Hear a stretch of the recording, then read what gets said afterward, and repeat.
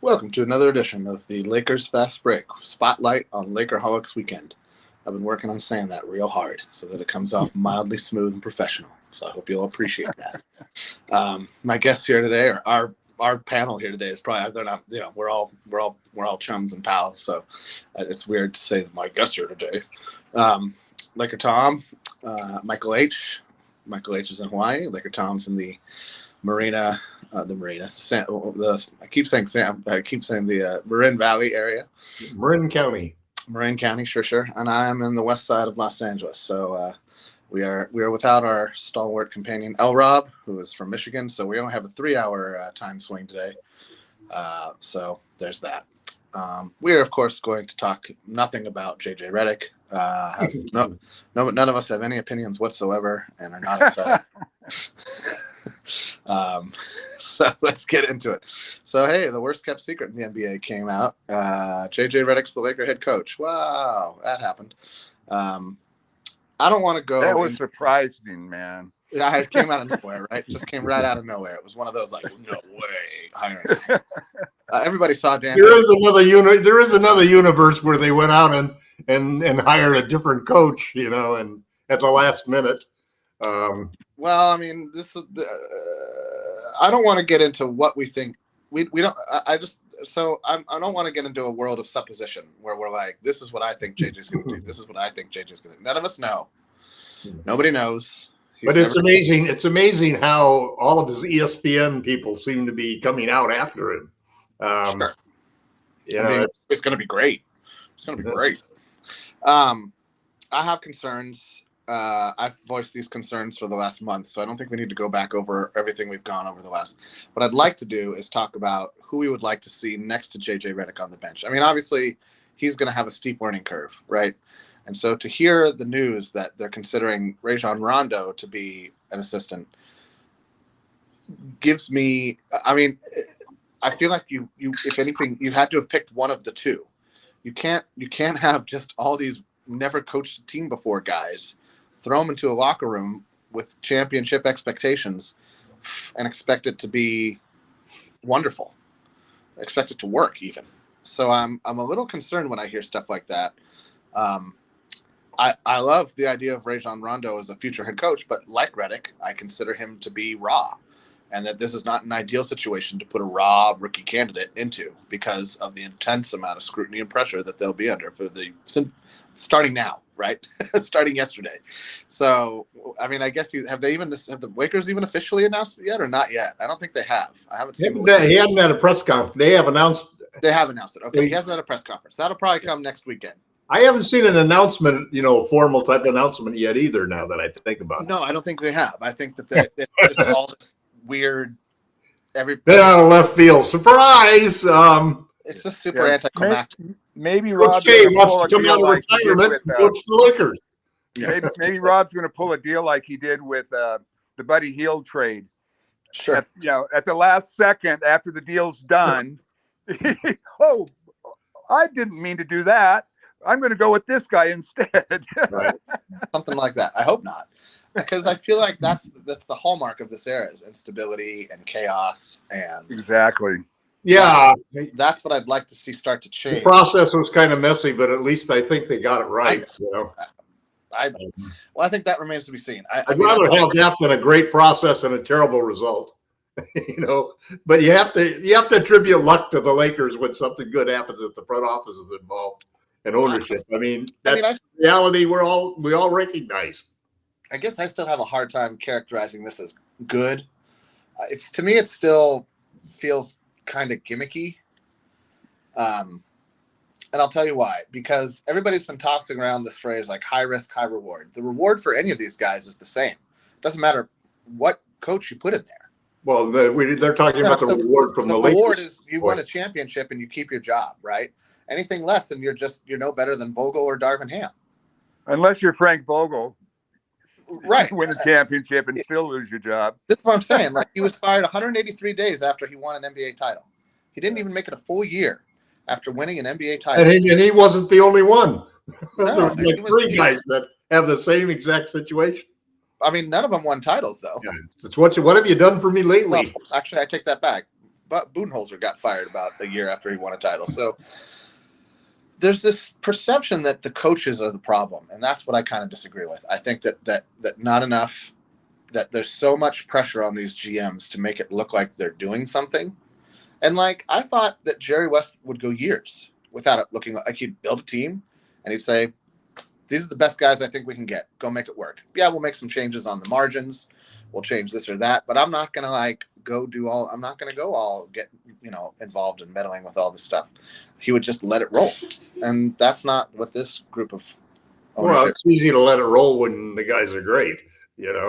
We have great guys though, right? We've got great guys. Our problem is we didn't have guys that we could roll with, That's where I disagree. I think that we have a great team. It's a team that was, but there's the 2 seasons that both head coaches that were recently fired, major players were decimated by injuries for pretty much the entire season. And that's just something that tends to get glossed over or ignored by the front office, in my opinion. Well, we have the debate on, Ty Lue, and if we had just given him what he wanted, it would have been great. Ty Lue would have been fired also because Rob tore down the team after they won a championship, over a 2-year period. Then that's how you deflect the blame. Ty Lue would have been fired. So it really is the front office. It really is. Right. And he's got the ghost of Kobe to save his ass every time Jeannie thinks about firing him. It's like, oh, would Kobe want me to do this? No, he wouldn't. Of course. You're going to stick with him, It's like Kobe's last contract. I guess. I don't know if they would. Rob is the gift that keeps giving forever. So all we have to do is just hope for serendipity. Pure basketball gods to look out for us. That's our best chance, frankly. Yeah. Back to the Rondo thing, Jamie. You're talking about I wouldn't mind Rondo, but not in a lead assistant. Oh, he can't be a or lead anything assistant like that. Somewhere down the bench, You're gonna have 6 or 7 guys. Gundy would be a good choice if to be a lead assistant because he's not a threat to take your job. At the same time, he really, and he has a relationship with JJ. You need somebody with stature like that who's really. I was never a big fan of putting Kidd in as the assistant because most coaches wouldn't do that because regardless of what you say, you don't want to have a guy who's looking over your shoulder. And Jason is a very ambitious guy. Sure. To his credit, that never became an issue when he was a coach at the Lakers. But we do need somebody in the lead assistant who's not a wild cannon like Rondo.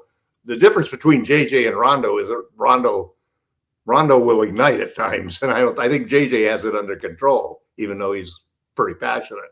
Yeah, but you have to have a head coach. We need a mature voice.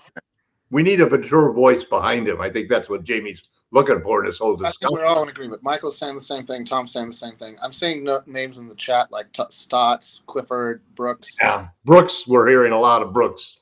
I mean, that would be. Here's the thing. I mean, we saw how quickly Stotts got fed up with a rookie head coach and was like, "Nah, right. I don't need to do this." Well, that's just another challenge to JJ. That's why it has to be JJ's choice, man. I just don't think I think that when we're putting these suggestions out there, we're kind of ignoring that these guys aren't knocking down the door. They're not begging to be the lead assistant under JJ Redick on the Los Angeles Lakers. But just like the head coaching job of the Lakers is a plum job. It's not a desirable situation for any professional. If you're a professional, and I'm sure they all consider themselves to be professionals, you don't want to be disparaged. You don't want to be thought of as secondhand or inferior to this guy who's never done what you already know. I don't think that. It's going to come down to relationships. JJ's developed in his 15 years in the league and his 3 years as media. He's developed a set of relationships. And in his long storied career, did he ever play under? He never played under Stotts or Clifford. I can't remember if he ever was on OKC under Brooks. I don't think he was. Another element could be salary. They could wildly overpay for a lead assistant. Well, we know that's not. We know that's Well, not. no, I've actually heard that they're willing to pay overpay for an assistant. I think that's Yeah. one of the things that they committed, that they, you know, What's- I mean, geez, at least give them some credit, despite everything else, that they do seem to understand now that they can't. This is an area where they shouldn't be cheaping out. Right. And So after they blew the Hurley situation by never even understanding that you had to make a Godfather bid offer, you know, they can't screw this up by not surrounding JJ with the best that they can go out there and pay for. And money and the lure of being a coach in Los Angeles and the publicity that you'll get from that if you do a good job and you win. I have zero faith in that outcome, Tom. Well, yeah, I know, JC, but there's two kind of candidates out there. The kind of candidates like that you hear worrying all the time, saying, "Man, the LA job's not a good job. That's a dangerous situation. They don't have a championship team. There's all of these question marks." And then there's the guys like JJ that have enough confidence to say that I want to win in New York, or I want to win in LA. I want to win in the big markets. I want to win where it's important. I want to win with a legacy franchise. That still counts a lot, you know. Sure. The Lakers have watered it down with poor management by ownership and the front office, poor choices of coaching, poor decisions on personnel, but they still, you know, have the basketball gods seem to be working a little bit to help them, you know. And so all we can do as Laker fans is just pray to the basketball gods that they'll continue to do something good, like get us DeJounte Murray, let us keep Austin Reeves while they do it. You know, we'll give them all of the picks and swaps they want. I'd like to keep the pick for this year. Sure. I think there's some good choices in the centers that are out there. But you know, I think that's the most impossible. you just got to get somebody good. And, you know, now Brooks, I don't know a whole lot about Brooks. He was coaching what, Oklahoma City? Yes. How long ago was that? Not that long. Not that long? No. I mean, they have a good development program. I mean, I give the credit to Presti because he's the guy who's been there all the time, you know, that somehow he set up the program so to do it. Well, Is an offensive coach, a defensive coach? I mean, I don't know anything about him, honestly, other than he seems to be an intelligent guy when I talk to him, but I don't know which way he leans or where his strengths are. I think Did he get tired? I think he leans into the strengths of the roster, which I think any coach should do. I think it's one of the things that we get caught up in is a coach. So he's not a system coach. He's, you know, I'll do the best with the roster that I have. What other choice do you have? Well, you have a choice to be a good enough coach that you can say, but I also want a word in on what kind of roster we have. You know? I mean, sure. I think all coaches have a word. I think all coaches have a word, but whether the general manager listens to that word, okay, all right, is a different story. Let's read back. So Alan has an excellent comic. Only way Redick makes sense is by giving him 2 to 3 years to develop, like any rookie. This makes sense to me. Would have made sense under Darvin Ham. Would have given him another year if I thought that there was any kind of improvement coming on the horizon. I felt like he took a step back in year 2. Maybe he learns from that over the summer. We'll never find out. This is the scenario. I don't see this scenario. I don't see the Lakers giving JJ Redick 2 to 3 years. LeBron retires in 2 to 3 years. You have maybe a year, like a year at best, right? What do you think, Michael? Well, your best. There's no doubt. There's no doubt. I'll let Michael talk. Well, go ahead. Well, I don't know. I think that I think you're right there. It really depends on how the team looks, right? Although Darvin did bring him to the Western Conference Finals, and that didn't seem to buy him that much extra time. No. But if we look really good over the first couple of years, I mean, we're not talking we have to win a ring, I don't think. But see, the thing with Darvin was, I think the problem with Darvin was, and you were talking about this earlier, he wasn't using the players he had to their best abilities, you know, and he had a system that he was trying to fit people into as opposed to, building a system around what he had. So it's going to really depend on how the team looks. is he getting the most out of the players? I don't see a championship on the horizon for this team unless something really incredible happens. But if they're highly competitive and he's developing guys are gotten better under him, that's all will count as well. So it really depends when they keep talking, they want continuity after going forward. We'll see if they really mean it or if Rob needs another scapegoat if it falls apart. I don't see him getting a second script. This is scapegoat number 3 or 4. I kind of lose track at this point. He can't hire another. He just can't be responsible for hiring another coach after this. I would hope not. I would be astounded. I would be floored. Oh, there's a dog back there. Tom, I didn't know you had a dog. Tom, when did you get a dog? You're muted. Sorry about that. When did you get a dog? That is Shep. He's not really our dog. It's just that my wife. A little quick story, because it's kind of a nice story. Shep is. We just moved from a house that we lived in for 45 years. One of our neighbors had a dog that kept coming over to visit us. My wife hikes every day, like 9 miles a day. So she decided that she wanted the dog to hike with her. And the neighbor said, "Oh, that's great. I don't have to pay a dog walker every day." Except that the lady is a single woman who really can't keep the dog and was going to send it back to the pound. And he'd already been close to dying the first time he was at the pound, and he grew up on the streets. So, but he's been adopted and made part of the family. Changed everything, man. Changed my life. I've never been a dog person. I was a cat person. We have 2 cats too. Oh. All right, Dr. Doolittle. So at any rate, he is a certified emotional support animal. Oh, okay. That's one of the things we found out you had to do after you read, even to just get higher on the list of people that you get turned down from in every apartment you look at, even if you offer to pay the rent for an entire year in advance. But anyway, Shep's my dog now, so that's how you get a dog, guys. You marry a woman, and whatever her family is your family. That's how you get a dog, guys. I mean, I don't know if I would call that tale heartwarming. Hold on a second. It's definitely, man. It's definitely a fun tale. I mean, he's kind of like my daughter when she wants to be on the show too. She's gonna.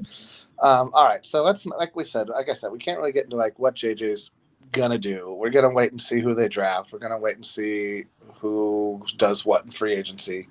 I think we've already seen 2 things from JJ. Okay. The first is that we're going to shoot 43s a game. Oh my God.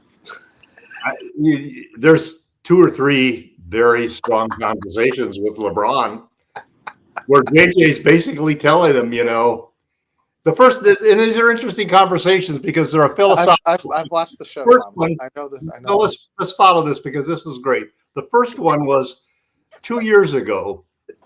The Lakers were on a real hot streak. They went on a shooting streak where this was back when we had Walker, and a 10-game stretch where we went 8-2. AD averaged 35 points a game, and the team shot 40% from 3.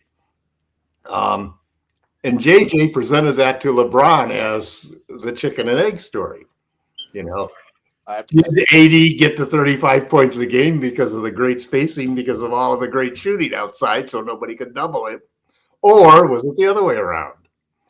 And then there's a second incident where JJ's telling LeBron, here's some stats that I want you to think about, LeBron. Of the teams that are still in the playoffs at this point in time, this is a current stat, a current conversation. Of the teams in the playoffs at this point in time, the teams that won the 3-point shooting contest that made more threes than the other team went 27-9. And here's the interesting one: the teams that shot more threes than the other team, not made, but shot more teams than the other team, actually did even better. They went 27-8. I guess one team got disqualified for some reason. So you're looking at a guy who through his life was a volume 3-point shooter, and you're going to see that change. And I think DeJounte Murray is probably the first sign that we've seen of what they're going to be looking for in a trade. I think they're going to try to expand that Murray trade to include other guys who can shoot. I think that's what they'll give up Reeves for. They'll ask for Reeves, and for us, if they ask for Reeves, we have to then get something back that's worth giving up Reeves, who's a valuable player according to the way that JJ wants to play. So I think that's a good sign. I mean, if we can get DeJounte Murray, that's really the key, I think, to the season. I don't think we'll get him. I don't think we'll get him either. I don't think we'll get him. There's a lot of teams. He's a hot commodity. He should be a hot commodity, but there's other guys. There's other guys who fall in that same category. They're mid-20s. They make mid-20. So they're young enough still to grow. They're affordable so that you can build around them. And there's 3 or 4 or 5 or 6 of those guys that are available out in the trade market. And you just have to pick the right one. Well, we have to hope that Rob can figure out how to close a deal. I'd like to turn our attention to the draft. Tom, you've been pushing for a center. Michael, I haven't really heard what you hope to get out of the draft. I actually, looking at who is already opted in, Christian Wood. We have AD under center. AD's, whether anybody or he or AD is the best center the Lakers have at this moment in time. Christian Wood is his backup. I don't foresee Redick playing both of them together right off the bat. Maybe we end up there. I don't see Christian Wood as being, he makes very little money. B, he has a lot of baggage. C, he was injured for most of last season. So I don't see him being like, and we'll throw in Christian Wood kind of a guy. He's going to be a Laker. He's going to be a Laker, right? So, and we have Colin Castleton, who we'll see he's starting to play in Summer League this year. If you've been watching some of the stuff on Spectrum Sportsnet, they were interviewing him. Sounds like he's added both weight and a 3-point shot to his game, which I would like to see. Have you seen him recently? I haven't seen him recently. Yeah, he was on some show. He weighs 245 now, supposedly. He looks ripped, and he says he's out of 3-ball, and we don't know what Jackson Hayes is going to do. If Jackson Hayes opts in, that means we already have 3 to 4 centers on the roster. Yeah, but a lot of those guys can be easily added to a trade just to. Yeah, that's the fear that's if a trade happens. That's if a trade happens. I mean, every one of these guys looking at the player option knows that every one of them, LeBron, every one of them knows that player option is probably meaning I'm going to get traded. Maybe I don't see that as. So why not just not do the player option? They're all making minimum salaries. This isn't you're not getting anything for these guys. You're talking about throwing them. At that point, they're not really rooting most of them for more than the minimum. I'm just saying if Jackson Hayes opts in, and he'll have to opt in after the draft, but before free agency, knowing that that's a possibility, I don't see the sense in drafting a center. You have 4 that you're working on, 3 under contract, 1 that's You don't have one that fits. Well, actually, Jamie, you have Anthony Davis. I disagree with Wood being a center. He played power forward every minute he was on the floor last year. He can't protect the rim, so he can't play center. Yeah, that's been his. When he was in Houston, he was a small ball center when they went tiny. Yep. But he's been a power forward his whole career, other than that little stint. And when he played, they were actually a +1.5 with him and AD on the floor last year together. His defense was a little better than advertised. His attitude wasn't bad, but he lost his shot. His offense was a real disappointment. His shot just disappeared. If he found that again, he would be a good backup power forward. I agree. but as far as a center, I got a feeling Jackson Hayes is going to get a little more money than he can with the Lakers, just because he's so young. And the second half of the year, he showed all that energy. He's a lively clone. He's a lively clone on offense, not on defense. I think he would be a target for a rebuilding team that has time to let him grow for a couple million, for maybe $2 or $3 million more than the Lakers can pay him. I just don't think he's going to be on the team. I just don't have that feeling like he is. I think Castleton will be, but I think Castleton will be maybe, a third stringer. I don't know. I don't know. They're looking at a lot of guys in the second round and undrafted. Yeah, which means that they may recycle the two-way players. Basically, have a date on them. They got a certain amount of time to make the roster or impress the team enough to get a standard contract. Yeah, for me, as far as, are we going to draft a center or not? When you look at, I think the center has the higher amount of available guys that can make a impact versus some of the other positions that are available. Yeah, there's that one guy out of Colorado that's getting some buzz, so we might go with especially if we do something with Rui, or they want to do something with Rui, you might see them get that guy. He's a combo forward as well. Which guy? This guy you're talking about? Yeah, that guy. He's one of the guys that they're looking at. So I think I like. Here's the thing. There's two types of centers we need. It would be great to get a bruiser who can play Jokic and Zaponis and those guys that really give AD trouble.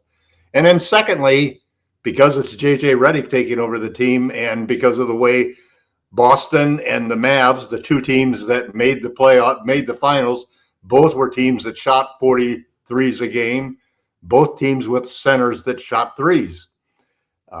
So you're going to see, we need a modern center. Then the guys that are looking at, a lot of people are predicting the Lakers are going to go for either Holmes, who's basically a Naz Reid clone, or we're going to go for Edey, who's basically, the guy who can bang with anybody, a guy who he could overpower even Jokic.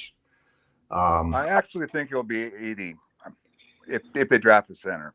You know what's interesting about Edey? He gets 8 free throws a game and shoots 70% from the line. I mean, in college. Yeah, well, but he'll get a lot of free throws in the pros, man. We'll see. At 7'4", 300 pounds, with good footwork around the rim. Yeah. I mean, he's going to be able to score. He's going to be able to rebound. Can he defend in space is going to be the question. Well, they're going to put him in pick and roll after pick and roll after pick and roll after pick and roll. Yeah, that's going to be the deal. Yeah.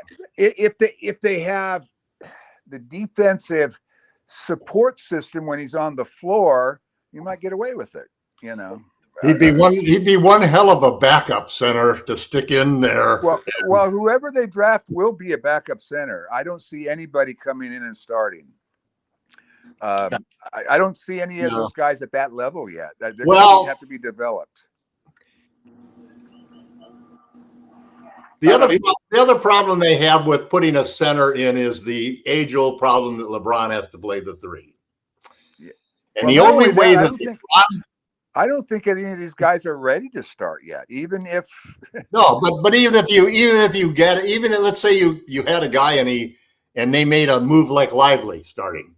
They made a move just based on that. The problem is you got LeBron at the three. The only way that you can have LeBron play the three at this age is if you switch everything, because he can defend one-on-one. Nobody's gonna try to switch on then so they can go at LeBron. But the problem is LeBron chasing these guys around. So the only way you do that is you switch everything. We don't have the personnel right now to switch everything. But I think that's a direction that you're going to see JJ Redick want to go, because that's what the Celtics do. They're able to switch everything. And it makes defense so much easier to play for everybody on the team. when you can there was a whole mind the game where Redick kind of besmirched the idea of switching everything. So you might want to go back and watch that episode. I saw that one. I saw that one. Yeah, he's not a big proponent. Yeah, but I tell you, the other thing that Redick says is his biggest strength, and this is something that's interesting, is something that he claims that he got from Coach K, which is adaptability. That the game's changing every 2 or 3 years, and you have to adapt. You have to be in the forefront of that adaptation of where the game is evolving if you want to be among the leading teams, because it affects who you go after, how you build your offense, how you build your defense, seeing the things that are happening and anticipating them and making those changes strategically in a timely fashion. I'm going to agree with Pale Fox's comment right here. Drafting a center is not wise, and he lists his reasons below. I'm not going to go into all. And I'll tell you why. They're going to draft a center. They might. And I'll tell you why I think it's a bad idea if they do. And that's because we have 3 to 4 under contract right now. We have 3 to 4. Whoever you draft. Who we have under contract right now as a center? Wood, AD. Wood is the power forward. Whatever. He's going to be a center on this team. He's big enough. He's strong enough. Who else do you have? Castleton. Castleton is a 2-way. They don't count. Yes, he does. He's not. They don't count on the cap. Oh, don't count on it. Whatever. He's on the team. So we don't have anybody, and an AD, frankly, wants to play power forward. Whatever. Which would never happen. That's never going to happen again. I don't even listen to that anymore as being worth it. You don't think so? No, it's just there's not enough talent. There's nobody who the Lakers within the next 2 years will have him playing power forward full time. Absolutely disagree. Absolutely disagree. He's not going to get faster, and he's just going to get anyway. We're not going to debate this. My point is this: is that whoever you draft, it's unlikely, especially a center, it's unlikely they're going to make an instant impact. Not everybody gets to. They're going to make an instant impact because we don't have a backup center right now. Not everybody gets to draft. I'm just trying to make a small point here. Not everybody's Derek Lively. You're not going to get a guy who's going to come right in and do all this stuff and be amazing right away. You might, but it's more likely that you don't. So to that, let's say Hayes doesn't pick. That's a negative attitude. You can say that about everything that you want to predict. Let's say Hayes doesn't pick up his option. I think the Lakers, with the idea that D'Lo might not be here, and with Jalen Hood-Schifino vastly underperforming his draft ranking from last season, I think the Lakers actually draft a point guard this season. That's what I'm saying. We don't need a backup point guard. We're going to have CP3. We need a starting point guard. We're not going to see a rookie starting point guard. Not from this draft. Maybe you say that now, but I wouldn't be surprised. I think that would require moving up substantially in the draft, and I don't know if anybody will do that. If they don't draft a center, they're going to draft a wing. That's the only other option. I'm just going off the stuff I've read where it says the Lakers are looking to move up in the draft. And if they're doing that, it's not to draft a center. It's to draft a point. But that's to get a guy like Carter, and they're not going to be able to move up that far. We'll see. Anyway, all right. My last topic, who was annoyed that the Boston Celtics won the NBA title? I'm still annoyed. Yeah, me too. I'm over it. I've moved on. I'm annoyed because we helped them. That's what I'm annoyed about. Well, a guy who helped was the Milwaukee Bucks, the stupid Milwaukee Bucks. They helped them the most. They should have realized that. Who's the reason that they won that championship was Drew Holiday, man. Well, Drew Holiday, White, Horford. Those 3 guys really came out. You trade him off, and he's coming back to bite you. Really, it's going to be interesting to see what that team does now. They stand pat. Knocks themselves into a horrible corner. No, they did. They did that trade to get. They did that trade to get Giannis a long-term sign on a long-term extension. But long-term signings nowadays don't mean the same thing as they used to mean. Yeah. I want to trade. What this has to do is be like, I don't see my future here in Milwaukee panning out like I expected it to. Can you trade me to one of these 10 teams or whatever this is? Anyway, I was thinking about the series, and I was watching that, and I was thinking to myself, if the Lakers were healthy, they could have given them a better fight than Dallas did. simply Almost- because we could almost any score team. inside on those guys. I mean, they were even with a healthy Porzingis, they don't have an answer for AD or LeBron getting to the rim. No. I mean, Rui gets to the rim. Yeah, Reeves Dallas- gets inside. Dallas- Dallas is With the way we attack the rim and the way we rack up free throws, I mean, I'm not saying we would have won the series, but I think we would have given them a better fight than Dallas did. Well, think about this. What if you took what you just said and added to it? What if we made a couple of small improvements, like switching and getting a point guard who could really defend, getting a backup center who could protect the rim, getting a legitimate 6'9" forward who's a 3-and-D player? Rui's a 3-and-D player, Tom. Well, Rui's a great offensive player with a 1.13 defensive rating after he started. Yeah, but still. Yeah, but you're the stats guy. That's a great rating. The biggest problem the Lakers had was in the playoffs this year was every one of none of their key role players played well. Yeah, well, that happens sometimes. I mean, last year, think about this. Last year, Jaylen Brown shot 16% from three, under 40%, 24 assists to 25 turnovers. Look at Michael Porter Jr. They want to trade him now. This year, he won the MVP for this play. You got guys have a bad playoff series. I mean, Rui had 1 out of 3. He had 2 good ones, 1 bad one. But as shocking as that Rui was like the playoff leading 3-point shooter of all time, even before he came to the Lakers.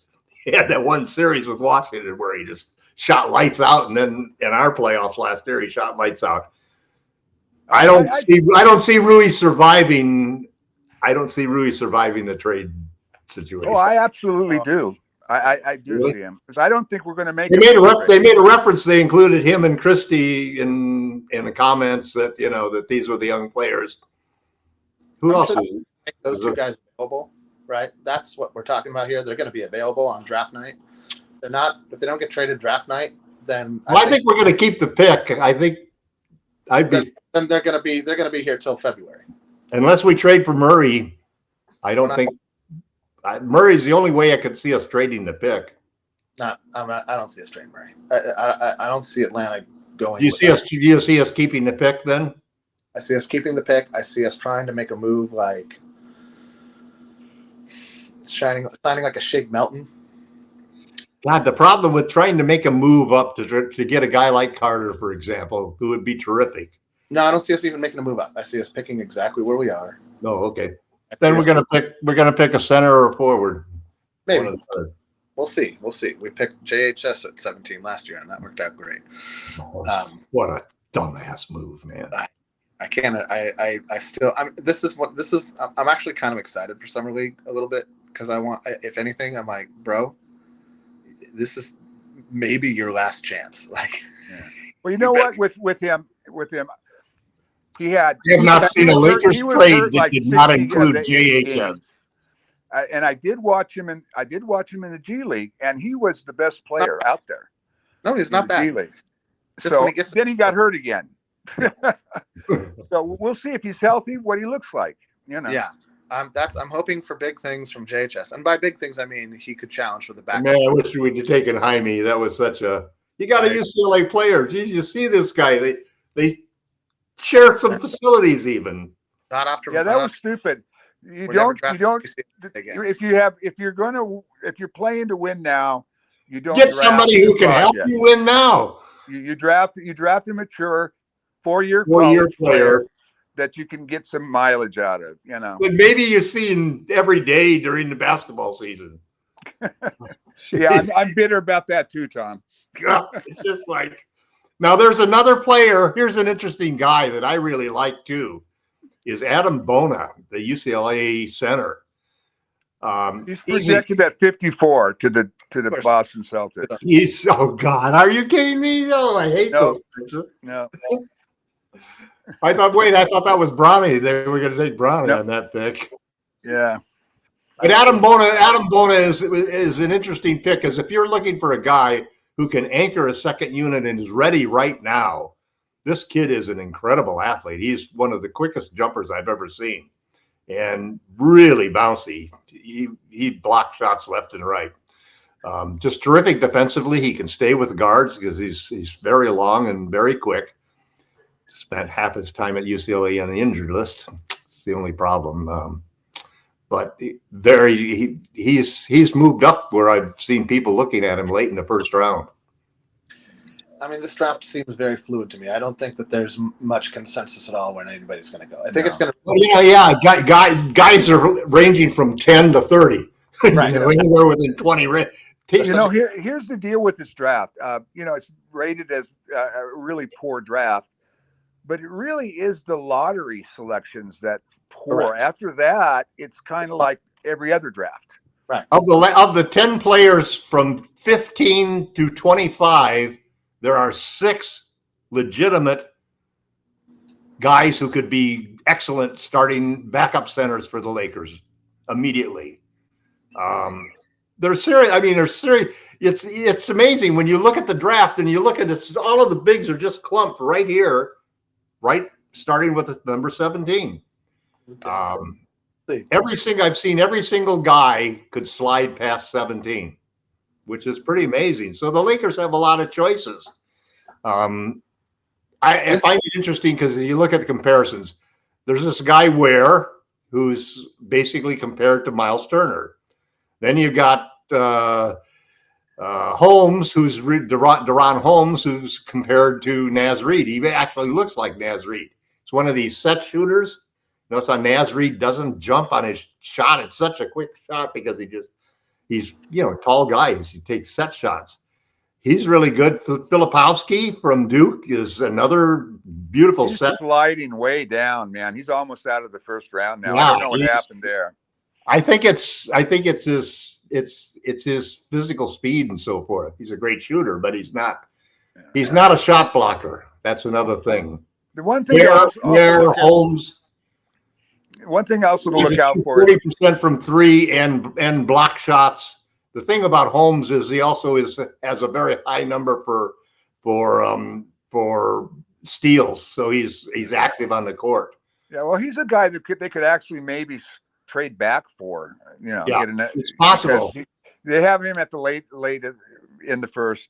The other thing to watch out for too, and this happens usually every year, there's going to be somebody that slides. Somebody good that slides. And last year we had a shot at Whitmore, Oh. and we passed on him. So if the guy slides this year, please grab him. I don't care what position he plays, just get him. Well, who's the guy? There's one guy that we're hoping that will slide. It's I'm trying to think of this guy's name. He's an excellent defender. He's like a 6'7", I want to say point guard.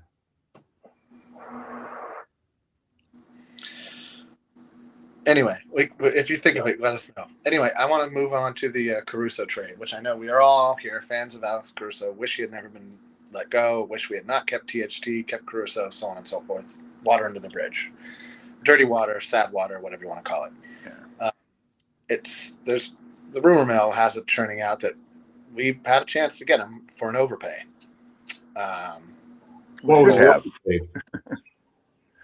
Well, I mean, whether it's fair or not, it seems as if the tax that the Lakers have to pay to get good players is a legit thing.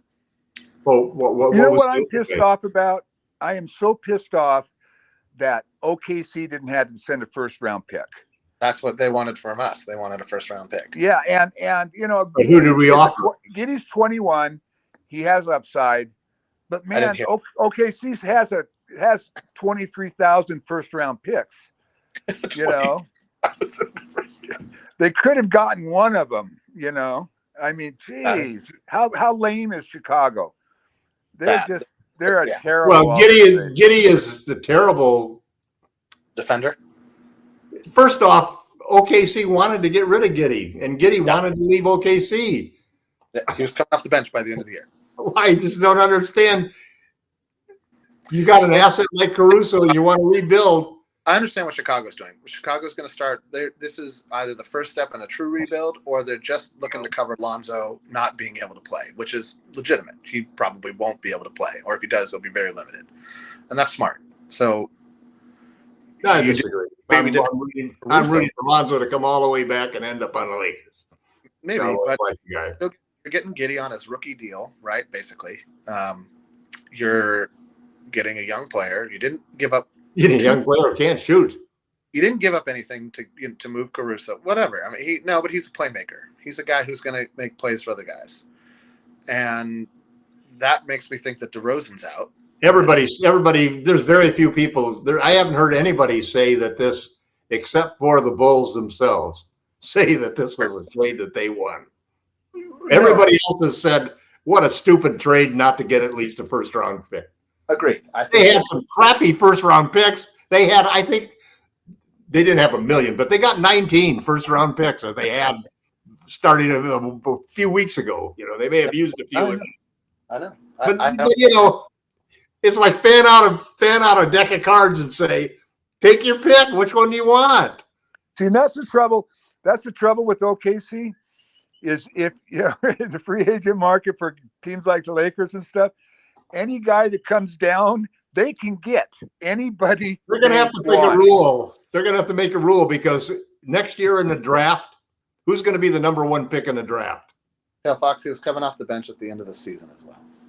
Well, there's this kid in Duke that everybody is going to want to get, and who's going to prevent the OKC Thunder from saying, here are 10 first-round picks for the number one selection? Yeah, I know. It's crazy. It's crazy. How do you? Yeah, there's a handful of teams may arbitrarily set a rule that you cannot offer more than 5, or something like that. Yeah. But OKC has a problem because the salary cap is going to kill them. They got all of this talent, and they're having to now figure out, you may not be good enough for us to keep long term. The thing about Presti's got so much good pub. I've always had a bit of a problem with him because they would never spend the money on the supporting cast. If they had spent the money on the supporting cast when they had Durant and Westbrook, God, they had four quality young guys. If they would have spent the money on a few vets to place around those, they might have ran off 2 or 3, 4 championships. Yeah, but they were amazing that they didn't. They were too cheap, and everybody left. Well, they're going to face another situation that's going to be interesting, because they're going to have to let a lot of guys go that are much better than the 7th, 8th, and 9th, and 10th, and 11th. Imagine the 10th, 11th, and 12th guys on that team were probably like other teams' 6th and 7th guys. And they're gonna have to shove these guys off every time they have a draft. No, I think what you'll see is they're going to do what they're doing now. They'll pick a young guy on a reasonable deal, trade it for a vet on another reasonable deal, and move forward. And you know what I think? Go ahead, Jerry. I'm sorry. The fact that they didn't have to give up a pick is another feather in Sam Presti's cap. That's how I look at it. I don't see it as a problem. They've got a core. They're building around the core. The guys who are outside the core for a reason. They don't work with what they got, and so it's really, they're going to sign Hartenstein. No more complicated than that. It's not. Now, what surprised me was that they did trade for Caruso and not size, because that's their they're not done. Deal is they didn't have a lot of size on that front line. Now maybe they're thinking Markkanen's going to hit if Markkanen hits the free agent the trade market, he will be OKC. Yeah, he will be on the OKC Thunder, because nobody's going to outbid them, and he's exactly the guy they want or would like to have to complement their front line. So I think the Thunder made a smart move. They know that the future is Shea. They know that the future is Chet. Giddey's skill set. Williams is damn good. Right. They with Lou Dort and Shea, who should have been more of a defensive player of the year candidate, and Caruso, you're not going to score very easily against They're going to sign Hartenstein as free agents, and they're going to be favorites to win the championship next year. Hartenstein's staying with the Knicks, and I think he'll be back with the Knicks. I think the Knicks will have to trade. Well, I don't know about that. Okay, well, I'm telling you, you heard it here from me first, unofficially. I think they're pretty confident because they're shopping Mitchell. They're shopping Mitchell, so they wouldn't be shopping Mitchell if they didn't think they were keeping Hartenstein. I think that Presti did the smartest thing possible. You had a player that wasn't happy with his role. His skill set is duplicative on your team. You got 2 or 3 guys who do what he does. He doesn't shoot threes great, so he's not opening up the floor. Holmgren's a decent playmaker out of the post. Shea's a great playmaker off the ball, and other guys are willing to pass the ball. Caruso is one of the best spot-up three-point release valves in the league. He doesn't take volume threes, but he takes the smart threes, and he makes them at a high rate. All you did was improve your defense, which was already good. Yeah. This is just a total coup d'etat. Nobody says that they made a bad trade. Everybody loves that trade. Oh, yeah. I mean, anyway, and I thought that the Lakers basically, if I were the Lakers, I would have made a Reeves trade straight up. Reeves is a better player, but Caruso fits better what the Lakers need, just like Caruso fits better. I'm not sure which PG we're talking about. JSJ, I'm not sure which PG. Do I think Paul George will stay? I give that 50-50. I think we got to wait for the draft. All this is a little bit too early. There's so many people who haven't opted in or opted out yet, and that's going to tell a lot more of a tale of what teams will do when it comes to signing big money contracts. Because if you have who gets drafted could give those guys a message also. All sorts of things. I mean, once 2 or 3 guys opt into their contracts, what cap space you maybe hoped you were going to get is gone. Or conversely, if you lose 2 or 3 guys and you're over the cap, you don't really get the cap space back. You just lose a player, like the Lakers might have D'Lo. So that situation, or gain a player, which we really don't want to do in a couple of cases. All of the above. So it's those situations need to work themselves out, and they need to work themselves out before June 29th, which is unfortunately after the draft. I know. It should be before the draft. I wish they would move the opt-in date before the draft. It doesn't make sense. Absolutely. Well, the owners don't want that because the owners want the flexibility of being able to see if they can get that guy's replacement in the draft. Sure, I see what you mean. Right. I mean, I see that as a blade that cuts 2 ways. I hear that though. That makes sense. Oh yes, SD Hydro. Go ahead. Whatever receipts you want. I don't really care. No offense, I just don't care.